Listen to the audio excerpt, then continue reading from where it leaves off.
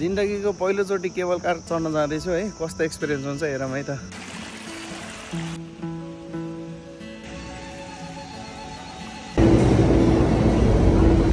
ल हामी चाहिँ माथि जाँदैछौँ है। यो चाहिँ मेरो पहिलो एक्सपिरियन्स हो। केबल कारमा म अहिलेसम्म चढेको थिएन। नर्मलै हुने रहेछ, त्यस्तो केही नहुने रहेछ। ठिकै छ।